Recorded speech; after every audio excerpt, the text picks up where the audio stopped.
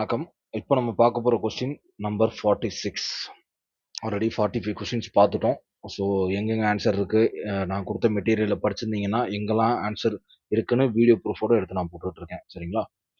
So question number 46. What did the young seagull do when his parents beckon to him? So his first flight அப்படின்னு ஒரு கதை, ரொம்ப அருமையான கதை இருக்கு.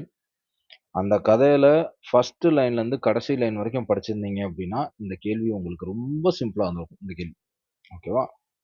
ஏன்னா கடைசியில அது பறக்க முயற்சி பண்ணி பயமா இருக்கும், அதுக்கப்புறம் பறக்கும், அதை அறியாமலே பறக்க ஆரம்பிக்கும், அதுக்கப்புறம் வந்து தண்ணியில விழுவும், அதுக்கப்புறம் பயந்து போய் இது பறக்க ஆரம்பிக்கும், அப்படியே கொஞ்சம் இடுப்பளவு மட்டும் என்ன கால் மட்டும் முழுகிடும் தண்ணிக்குள்ள. இதுதான் அந்த கதையோட கிளைமேக்ஸ் சீன். அதான் இங்க கொஸ்டினா கேட்டிருக்காங்க. ஓகேங்களா? ஸோ இந்த கதையை நல்லா படிச்சீங்கன்னு தெரியும். சிலபஸ் ஸ்கூல்லேருந்து வந்திருக்க கதை. கண்டிப்பாக டெக்ஸ்ட் புக்கை மட்டும் படிச்சிருந்தாலே போதும். இதுக்கு ஈஸியாக ஆன்சர் பண்ணிடலாம். நம்மளோட மெட்டீரியல் கூட தேவையில்ல. புக்கில் கொடுத்துருக்க கதை நான் ஆல்ரெடி ரொம்ப தெளிவாக சொல்லியிருக்கேன். ப்ரோஸு போயம் ஃபர்ஸ்ட்ல இருந்து கடைசி லைன் வரைக்கும் டாப் டு பாட்டம் படிச்சிருங்க.